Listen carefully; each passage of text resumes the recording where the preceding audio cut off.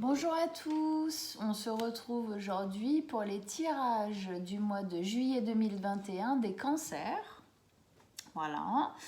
Donc, petite précision, à la fin du tirage, je vais tirer une carte en plus qui sera la tête de proue en fait du tirage sentimental que je vais faire dans 10-15 jours. Voilà, le mois dernier, je vous avais promis que je ferais un tirage sentimental ou sur un point précis. Et puis, j'ai pas du tout eu le temps, ça a été compliqué. Donc, du coup, ce mois-ci, on va le faire et on va d'ailleurs tirer la carte dès le début. Comme ça, on l'a. Et ça nous donnera aussi un peu des infos, ce sera intéressant. Allez, on s'y met. Mois de juillet 2021 pour les cancers. Alors, juillet 2021 pour les cancers, signes solaires, ascendants ou lunaires, quelles sont les énergies du mois de juillet 2021 pour mes amis les cancers? Mois de juillet 2021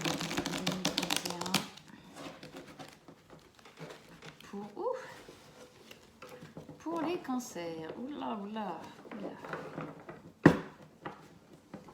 Allez. Mois de juillet 2021. Encore une dernière fois. Les cancers. Juillet 2021. Allez, c'est parti.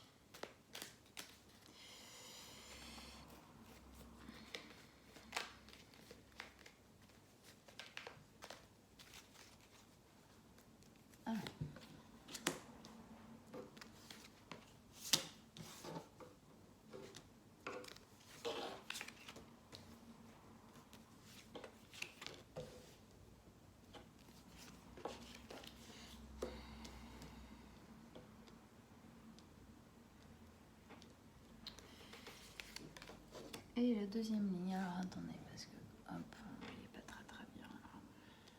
J'ai plus de place. Ouais.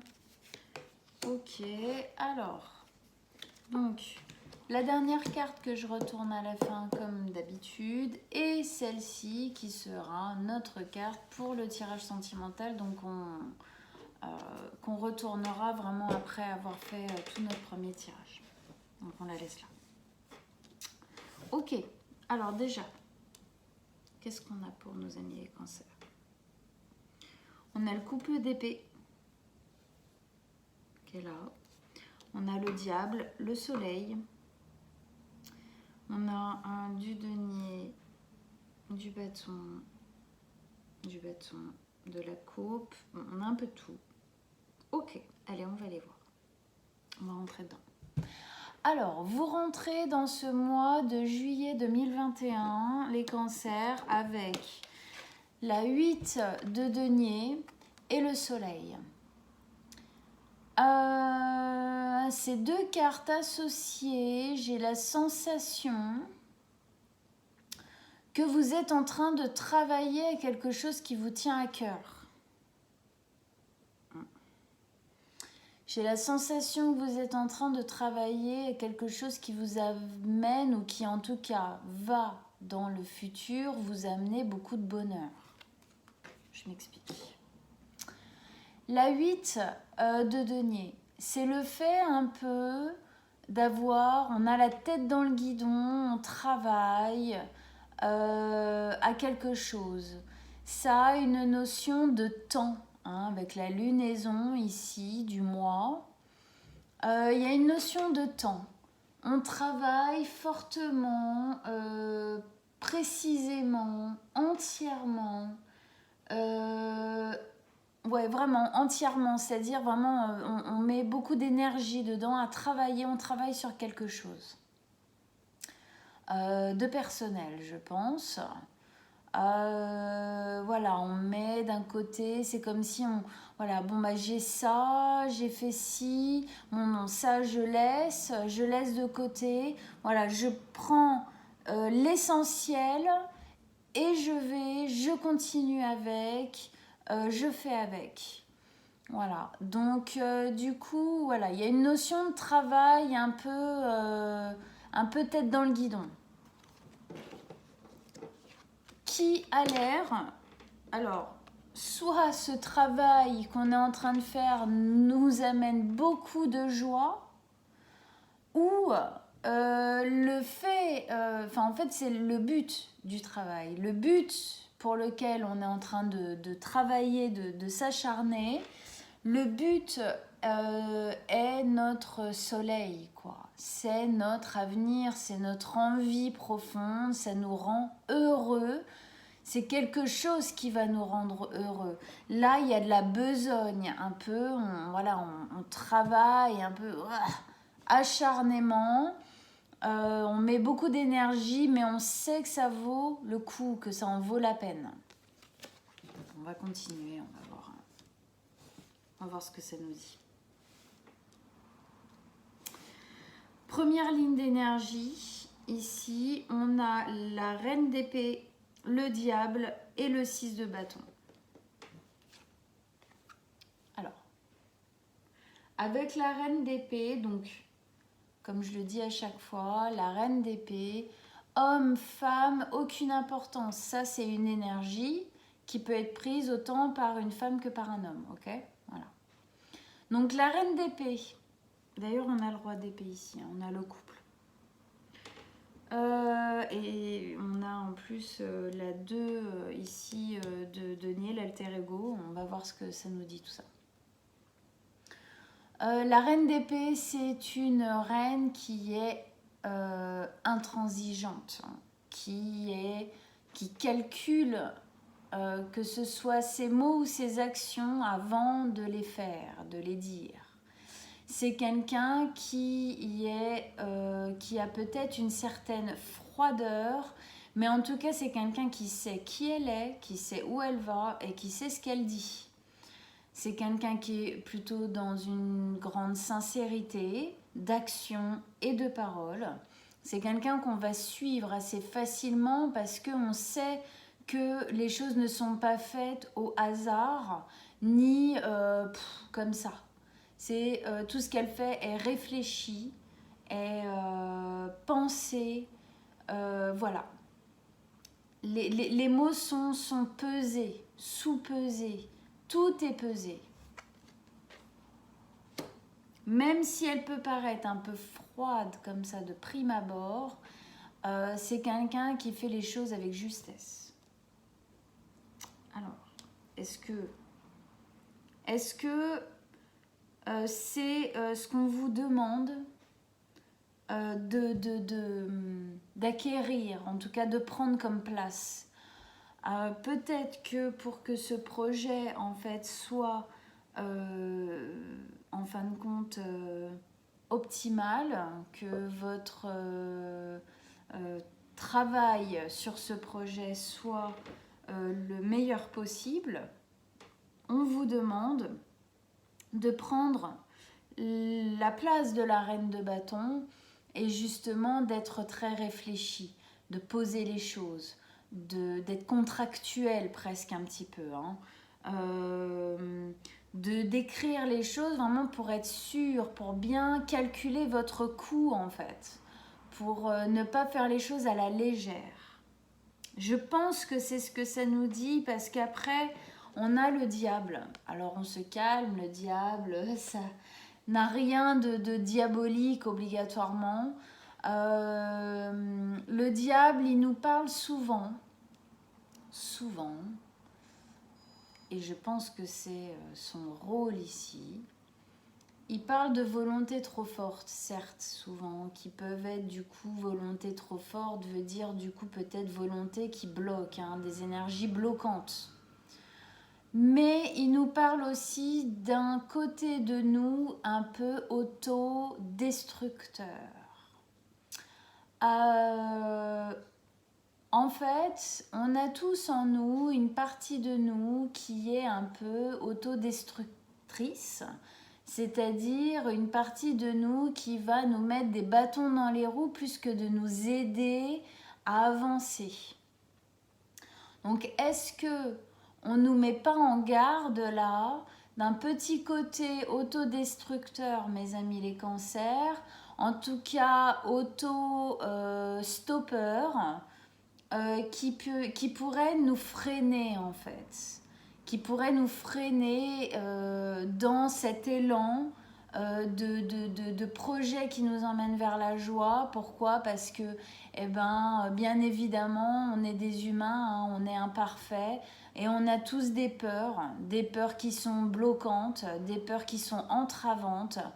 Et ce petit diable-là qui nous embête, il est là pour les faire vivre un peu en nous. C'est par rapport à ça que je parle d'autodestruction, d'autoblocage. C'est-à-dire qu'il est la voix de la peur qui va dire « Ah bah oui, mais non, mais si tu fais ça, peut-être tu vas te mettre en danger. Et imagine si tu te mets en danger, bah comment tu vas te relever? Et si ça se trouve, tu vas tout perdre. Et si ça se trouve, et si ça se trouve.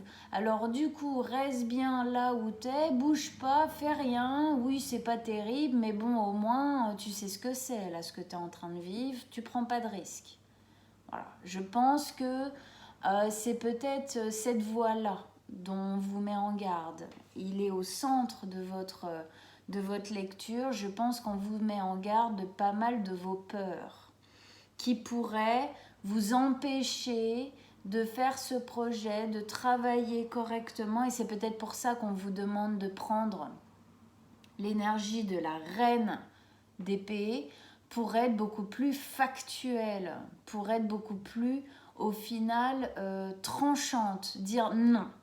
Ça, je le fais à tel moment, ça, je le fais maintenant, ça, je le fais là, ça, je le mets là, pour ne pas, en fait, quelque part, vous laisser submerger par lui, par vos peurs, qui pourraient être des remises au lendemain, et du coup, qui se font jamais, quoi. Donc, gare à cette petite partie de vous qui pourrait vous freiner. Voilà, gare à l'auto-saboteur qu'on a tous à l'intérieur de nous. Hein? On l'écoute, oui, il est là, on l'entend, mais faut savoir le raisonner. Parce que si justement, je pense que là, voilà, avec la 6 de bâton, la 6 de bâton, c'est la réussite.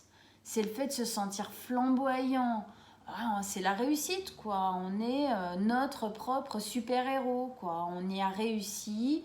On est là, oui, applaudissez-moi. Ouais, j'ai fait tellement d'efforts, j'ai tellement bossé, j'ai tellement lutté, j'y suis arrivée, quoi.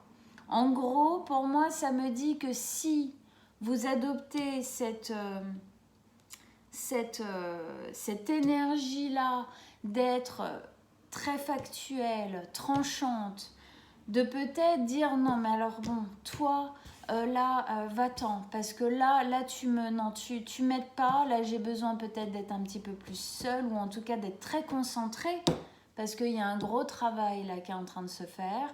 J'ai besoin d'être concentrée, donc je prends que ce dont j'ai besoin et je laisse à la porte pendant un temps ou pour toujours. Ça, c'est vous qui voyez selon dans les domaines dans lesquels ça se fait vivre dans votre vie.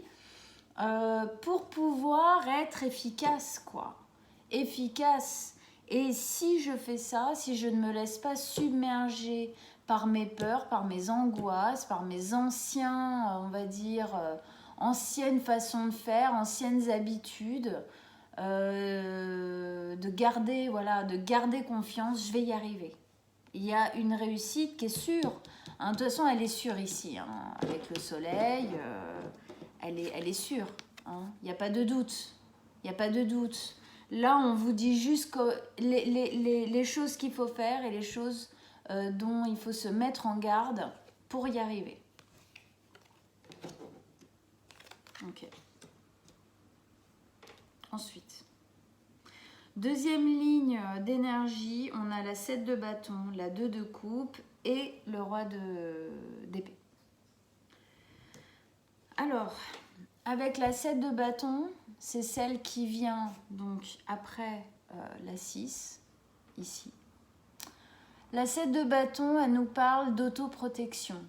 Elle nous parle vraiment d'être à l'écoute de ce dont on a besoin pour pouvoir faire ce travail. De quoi j'ai besoin? J'ai besoin peut-être de m'isoler un petit peu, j'ai besoin de me retrouver dans mes énergies, mes envies, mes vibrations pour pouvoir mettre à bien ce projet, pour pouvoir travailler de manière correcte et concrète à faire, voilà, quel que ce soit, ça peut être personnel, ça peut être professionnel, ça peut être amoureux, ça peut être financier, ça peut être au niveau du travail, ça peut être amical, ça peut être familial, ça peut être plein de choses. En tout cas, là, il y a un travail qui est en train de se faire en vous pour aller mieux, en tout cas pour faire quelque chose qui fait que vous allez mieux, en tout cas, que votre vie est meilleure. Voilà, à vous de mettre dans ce que vous êtes en train de vivre. Mais en tout cas, là, on vous conseille de vous mettre en autoprotection, peut-être de vous retirer un petit peu, d'être un petit peu moins peut-être dans la communication avec l'extérieur et plus la communication avec l'intérieur. Peut-être dans une bulle comme ça qui peut faire que justement on garde un peu toute notre énergie, on n'est pas vampirisé par l'extérieur, que ce soit les choses de la vie ou les personnes, des personnes voilà, qui n'ont peut-être pas leur place ou qui sont peut-être en trop en ce moment en tout cas, pour pouvoir vraiment se ressourcer, garder notre énergie pour pouvoir travailler correctement tout ça. Avec ça, on a la 2 de coupe. La 2 de coupe, c'est l'alter ego, c'est l'âme sœur. Alors ça peut vouloir dire plusieurs choses. Ça peut vouloir dire, vu que c'est en dessous du diable, ça peut vouloir dire que vous êtes aussi votre meilleur ami et qu'il faut vous faire confiance et qu'il faut que vous soyez votre meilleur ami, qu'il faut que là, maintenant, tout de suite, pour pouvoir aller vers ce soleil qui vous fait tant envie, que vous voyez là au bout du tunnel, il faut que vous soyez votre meilleur ami. Il faut que vous soyez indulgent avec vous-même et dans la bienveillance et dans l'écoute. Ne pas être dans la violence, dans le fait de s'infliger des choses difficiles, mais d'être justement dans, voilà, on se coucougne, on se cocoune, on se choye, on se protège, on se met, voilà, on fait ce qui nous semble bon pour nous et que pour nous. Voilà. Après, ça peut aussi vouloir dire que votre compagnon de vie, homme, femme, est une aide pour vous, vous soutient. Ça peut aussi vouloir dire ça. Alors après, ça peut être aussi, s'il n'y a pas de compagnon de vie, ça peut être une aide, ça peut être un ami ou quelqu'un de la famille. Ça peut aussi vouloir dire ça, qu'il y a aussi quelqu'un autour de vous en tout cas, qui est un fort soutien, qui vous aide énormément. Mais j'ai tout de même l'impression, même si peut-être qu'il y a une personne en plus qui est un grand soutien, mais le fait que ce soit en dessous du diable, pour moi, c'est clair et net, quoi. On vous demande de ne pas écouter vos peurs, voilà, de prendre conscience de ce côté auto-saboteur qu'on a tous à l'intérieur de nous, tout ça. Ok ? C'est sans jugement, sans a priori, c'est comme ça. On a tous ce côté-là, ça vient de nos traumatismes, de nos peurs, c'est normal. Mais on a la capacité aussi de ne pas les écouter, de ne pas faire ce qu'ils nous demandent de faire. Okay, on a aussi le droit d'être dans la bienveillance envers nous-mêmes et de dire non, maintenant j'ai le droit au bonheur. Mince, c'est bon là, stop toi. Voilà. Et avec ça, on a le deuxième de notre couple, hein, le roi d'épée. Donc le roi d'épée qui, encore une fois, nous dit qu'il faut avoir un côté plus tranchant, plus décisionnaire. Je pense qu'on vous demande de prendre les décisions pour vous. On vous demande d'être maître de votre vie. Peut-être que ça met un peu plus de froideur dans vos décisions ou dans vos relations à l'extérieur, mais il y en a besoin. Il y en a besoin parce que là, on vous demande de enfin arrêter peut-être d'aller chercher les conseils à l'extérieur, mais d'écouter vraiment ce qui se fait ressentir là, ici, à l'intérieur. Qu'est-ce que moi j'ai vraiment envie? Oui, ok, toi tu ferais ça, toi tu ferais ça, toi tu me conseilles ça, toi tu comprends pas pourquoi je fais ça, mais je m'en fiche. Parce que moi, c'est ce dont là j'ai besoin. Ok. Allez, on va retourner donc la dernière carte du tirage, qui est la 9 de coupe.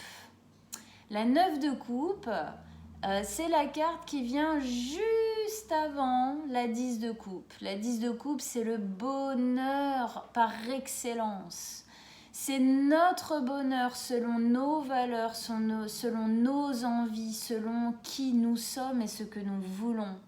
Celle-ci, elle vient juste avant. Là, c'est la construction de ce bonheur. Là, on est en train de le construire, lui, là.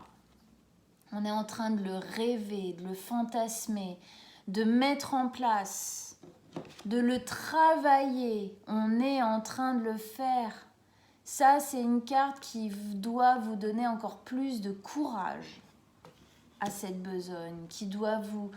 Là, on vous dit encore une fois que vous êtes en train d'y arriver.